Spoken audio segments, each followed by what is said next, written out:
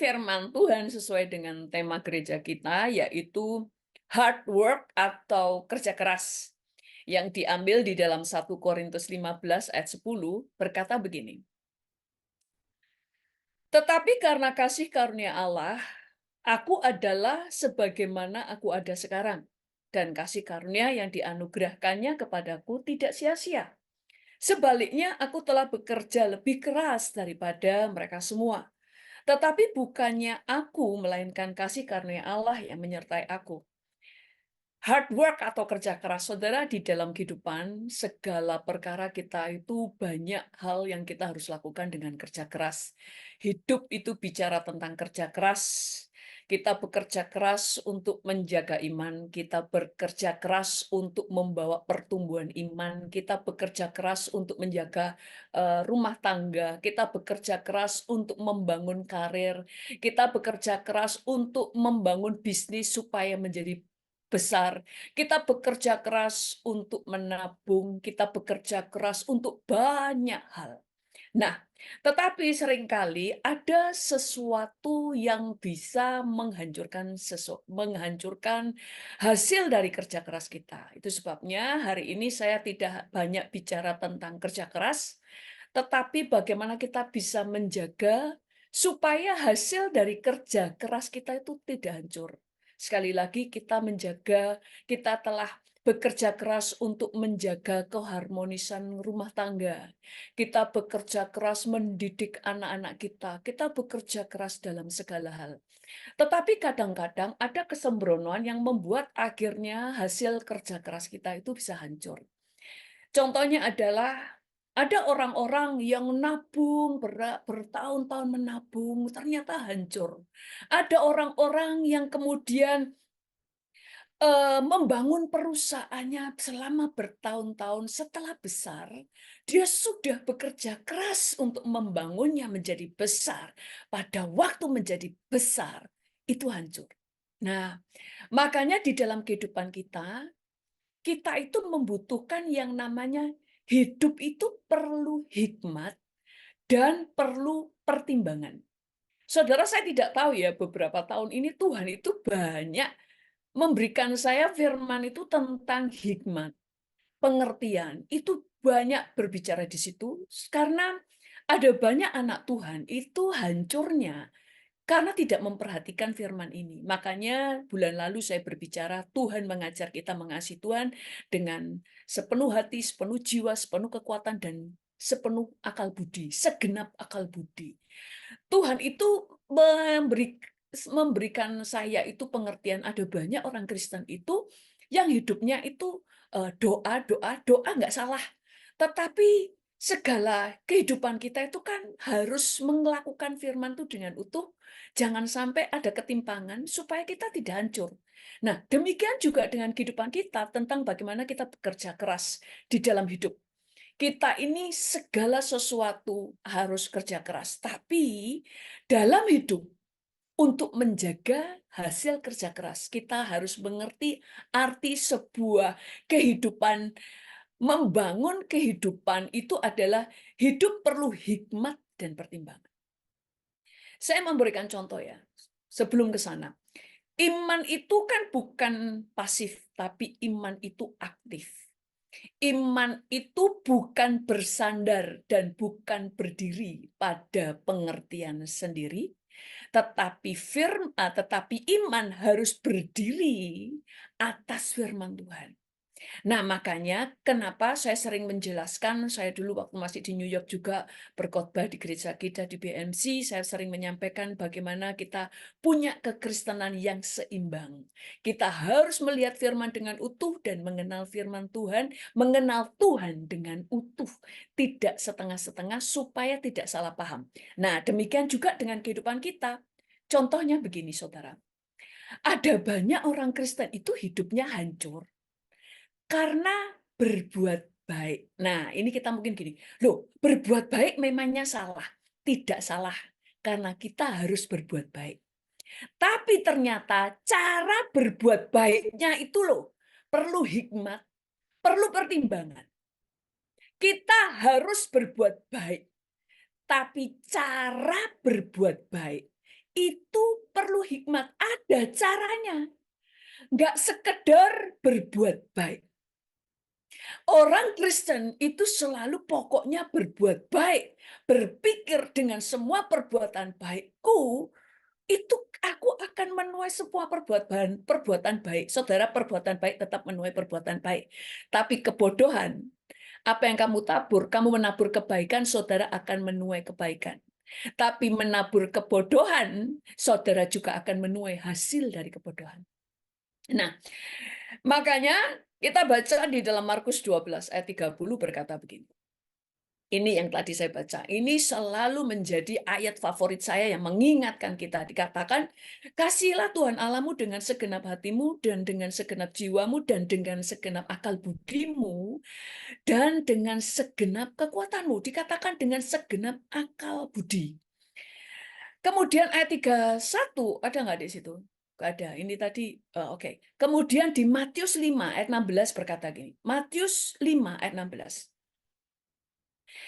Demikianlah hendaknya terangmu bercahaya di depan orang, supaya mereka melihat perbuatanmu yang baik dan memuliakan Bapamu yang di surga. Dikatakan, hendaklah terangmu bercahaya di depan orang, supaya mereka melihat perbuatanmu yang baik dan memuliakan Bapamu di surga. Betul?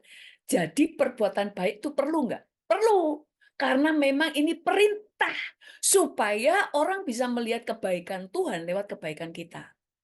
Bahkan firman Tuhan tadi juga mengatakan, kalau kita baca terus ya di dalam Markus 12 ayat 31, dikatakan kasihilah sesamamu manusia seperti dirimu sendiri.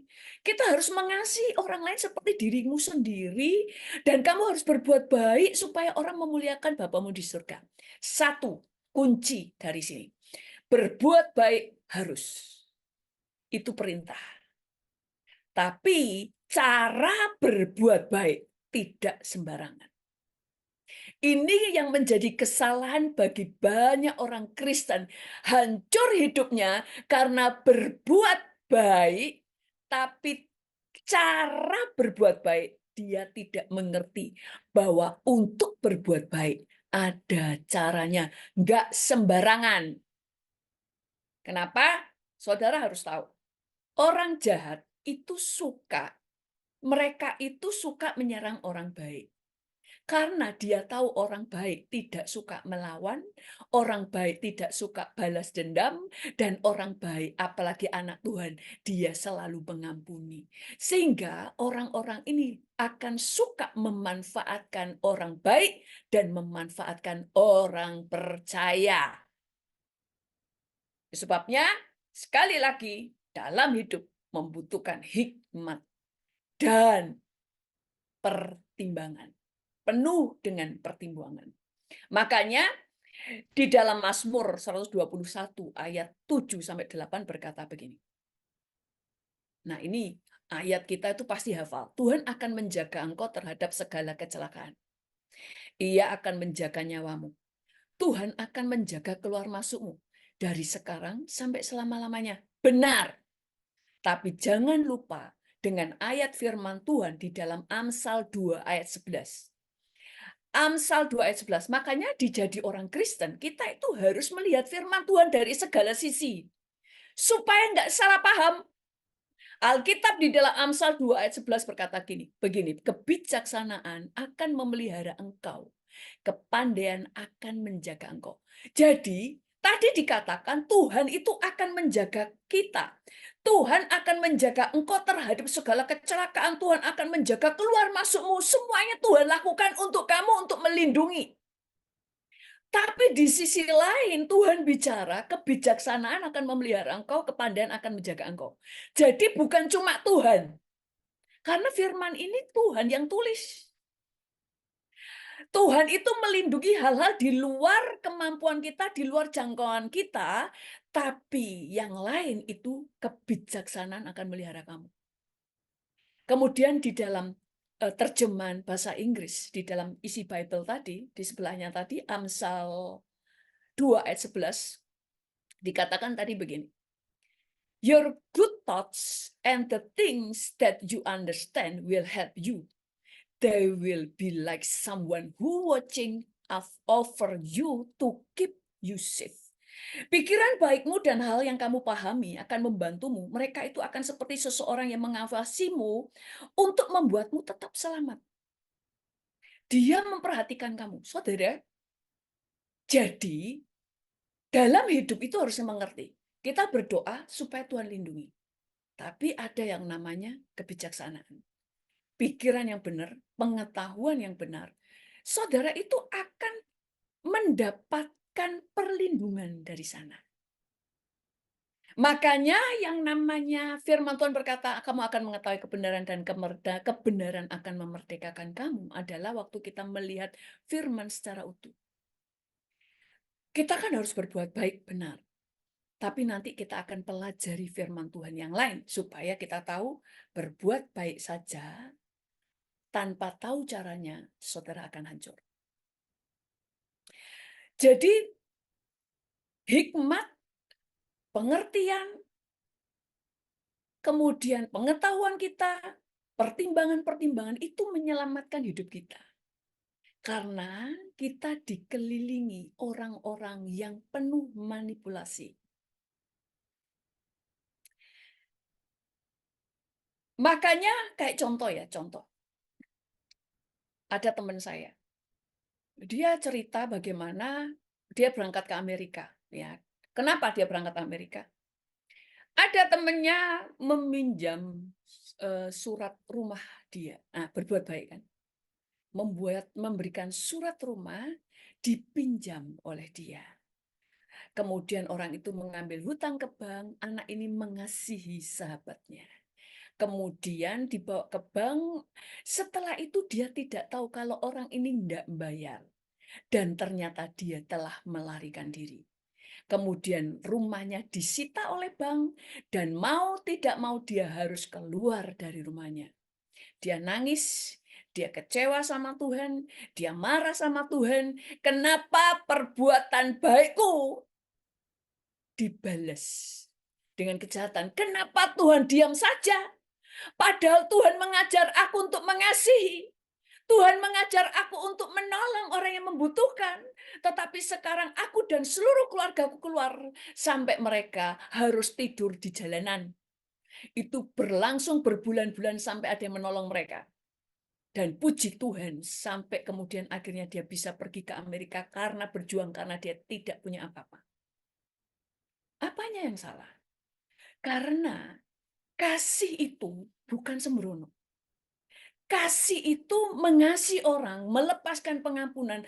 Kasih itu bukan berarti menolong orang banyak tanpa perhitungan. Makanya Alkitab berkata di dalam Amsal 22 ayat 26 berkata begini. Jangan engkau termasuk orang yang membuat persetujuan dan yang menjadi penanggung hutang. Oh sorry ya, belum tayang. Jangan engkau termasuk orang yang membuat persetujuan dan yang menjadi penanggung hutang. Lalu di Amsal 11 ayat 15, terjemahan TBIMK berkata begini. Berjanji membayar hutang orang lain berarti mendatangkan celaka. Lebih baik tidak terlibat dalam hal itu supaya aman. Loh, saya kan berbuat baik, makanya melihat firman harus dari segala sisi. Kalau cuma melihat firman Tuhan, kasihilah sesama manusia seperti mengasihi dirimu sendiri. Tidak melihat ayat-ayat yang lain, maka iblis bisa melihat celah dari ketidaktahuan saudara untuk menghancurkan saudara. Kapan hari ada yang konseling sama saya? Ketipu 15 miliar. Saya tidak pernah lihat uang semiliar. Ini 15 miliar. Kenapa? Dia waktu itu orang yang belum, dia adalah orang yang baru percaya Yesus.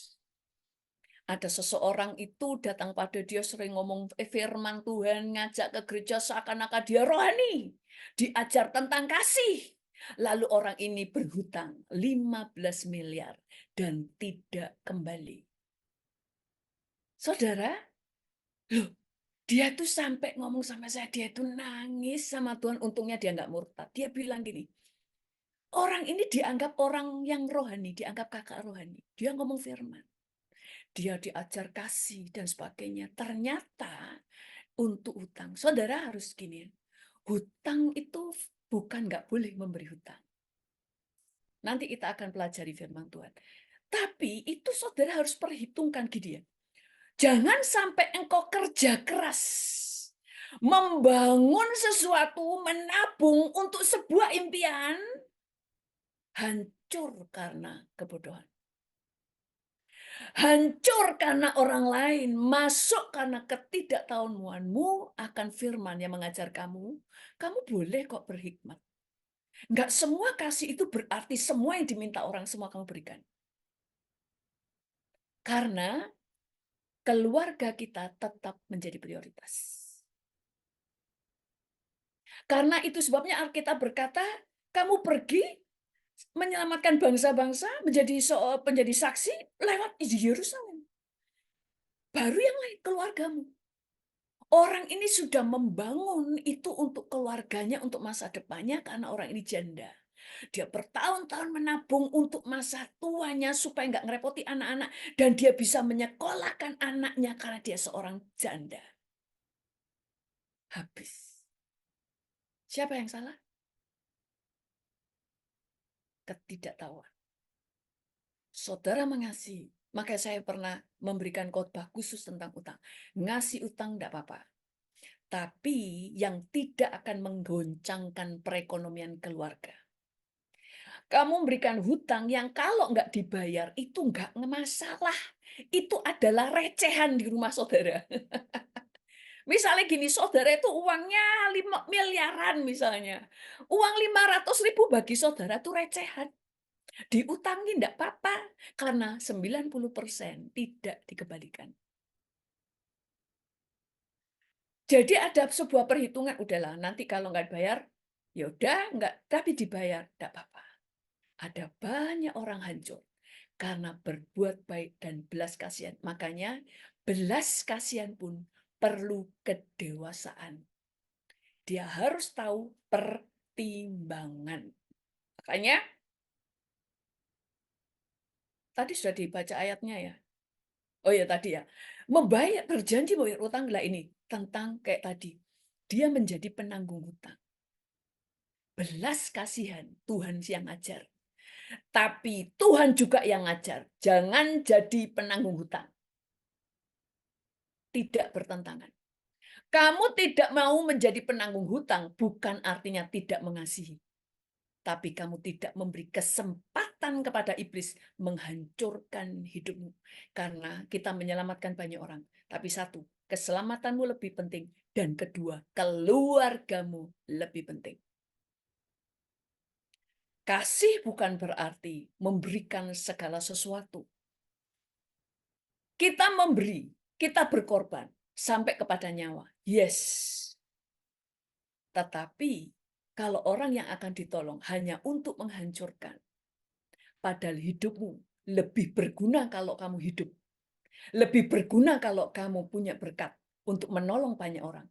Kamu tidak membiarkan dirimu kemudian dihancurkan oleh karena satu orang atau dua orang. Kapan hari ada sebuah kesaksian ya, saya melihat sebuah berita ya, ada seseorang di luar negeri ya. Ini seorang ibu, seorang wanita, dia itu seorang apa ya namanya, dia anak orang kaya. Anak tunggal anak orang kaya dan menikah dengan anak orang kaya juga. Suaminya itu anak orang kaya. Tapi yang perempuan itu anak tunggal, dia cantik, dia melayani Tuhan, dia takut akan Tuhan, dan dia terkenal baik hati. Waktu pulang dari gereja, dia keluar ada anak Meksiko, masih muda, umur 20 tahun nangis di depan gereja. Terus dia timbul belas kasihan. Karena dia itu suka mengasihani. Kasihan dia ngomong, saya takut kalau dideportasi dan sebagainya. Terus dia dibawa ke rumahnya. Dijadikan kayak adiknya sendiri. Makan di rumahnya, kayak rumahnya sendiri, kayak adiknya. Dan apa yang terjadi? Dia selingkuh dengan suaminya. Dan dia dibunuh oleh wanita ini yang dia tolong. Saudara gini, makanya kenapa Tuhan itu mengajar tentang bagaimana hidup itu penuh pertimbangan. Kita baca dulu di dalam Matius 10 ayat 16. Matius 10 ayat 16 berkata gini. Lihat, Ini sudah hafal kita. Lihat, aku mengutus kamu seperti domba di tengah-tengah serigala. Sebab itu, hendaklah kamu cerdik seperti ular dan tulus seperti merpati. Kalau di terjemahan isi Bible dikatakan Jesus went unto say to his disciple, listen well, I am sending you to people who will want to kill you. You will be like sheep among wild animals. You must watch carefully like snake do, but you must also be good and kind like doves. Jadi, Tuhan berkata, Tuhan itu mengirim kamu di tengah-tengah orang yang selalu ingin membunuh kamu. Di tengah-tengah orang, dan dikatakan kamu seperti domba di tengah-tengah binatang yang liar. Makanya kamu punya kasih, tapi kamu harus tahu arti sebuah pertimbangan dan hikmah. Karena semua orang di sekitarmu itu akan membunuhmu. Kasih tetap berjalan, berbuat baik tetap berjalan. Tapi jangan lupa, hikmat juga harus berjalan. Makanya orang Kristen itu, nggak tahu saya pernah sampaikan di sini nggak? Orang Kristen punya 3 level. Yang pertama domba, yang kedua menjadi singa, yang ketiga menjadi raja wali. Kepada domba Tuhan berkata, hendaklah kamu cerdik seperti ular, karena kamu adalah seperti domba di tengah-tengah serigala. Kenapa? Domba itu bodoh, makanya disuruh cerdik. Singa itu cerdik, bahkan dia bisa melindungi dirinya. Domba nggak bisa melindungi dirinya, makanya dia bergantung kepada gembala. Dia tidak punya tanduk. Tapi Tuhan katakan, kamu harus cerdik. Tapi singa, dia memang sudah cerdik, bahkan dia tahu bagaimana memangsa lawannya. Bukan kita belajar memangsa lawannya. Maksudnya gini, dia tahu bagaimana melindungi dirinya. Bahkan mangsa-mangsanya takut kepada dia. Dan Raja Wali itu ada di ketinggian. Dia selalu bisa melihat jalan keluar. Makanya jangan jadi orang Kristen hanya di level domba. Domba itu polos, lugu, bisa dikibulin, dan bisa dihancurin oleh banyak orang di sekitar kita. Karena tidak semua orang itu orang baik. Kita tetap berbuat baik, kita tetap mengasihi orang, kita mengampuni musuh.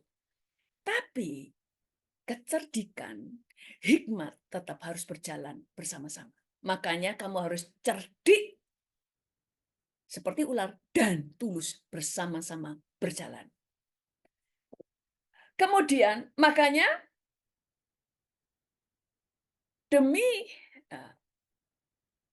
ada orang lain.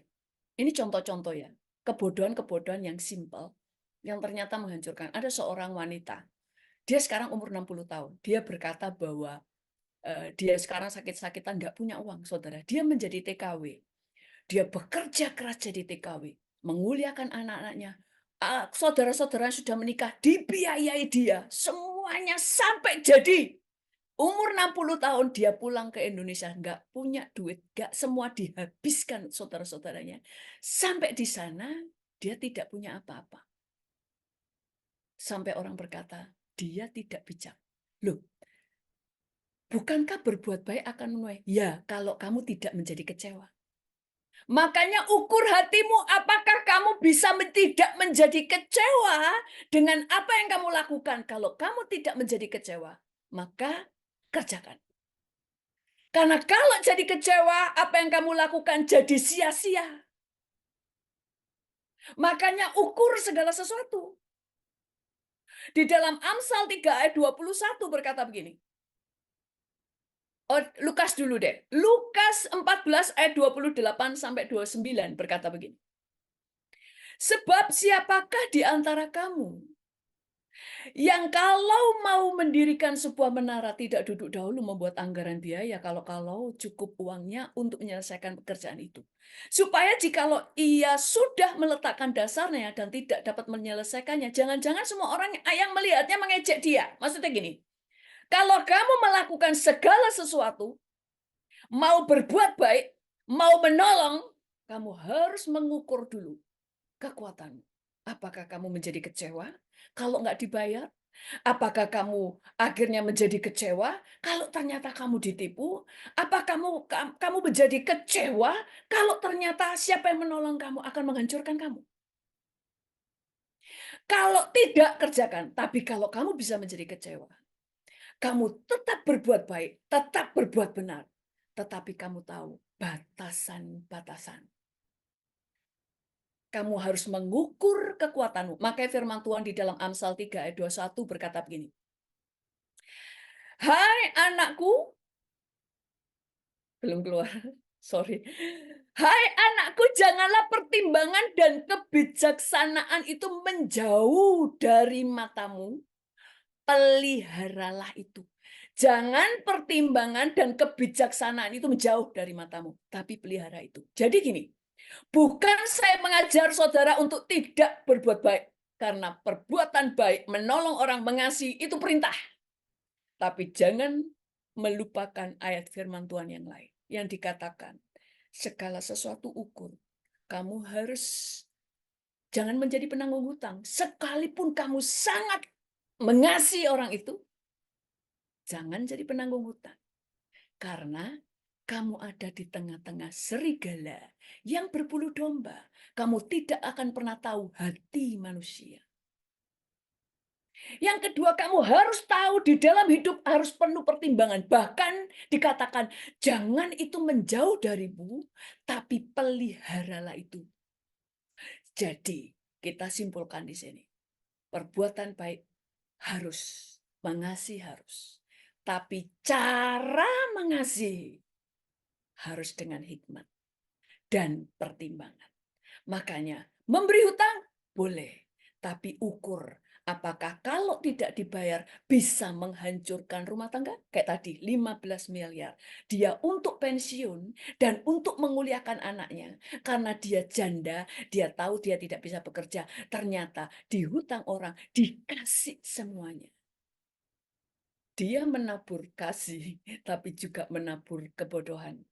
Kadang kita menuai kasih itu nggak langsung, tapi keburu kita menjadi kecewa. Untung dia tidak meninggalkan Tuhan. Mengerti sampai sini ya? Itu yang Tuhan ajar di dalam kehidupan kita. Supaya hasil kerja keras kita tidak hancur karena ketidaktahuan kita akan firman Tuhan yang mengajarkan kita. Segala sesuatu penuh pertimbangan. Kayak tadi, kasihan ya orang ini ya 20 tahun. Loh, kalau menolong mengasihi gak perlu dibawa ke rumah. Itu hikmat. Bukan gak boleh nolong, tapi cara menolongnya perlu pertimbangan. Dia anak gadis, dia bukan siapa-siapa, kamu belum kenal dia, gak perlu dibawa ke rumah.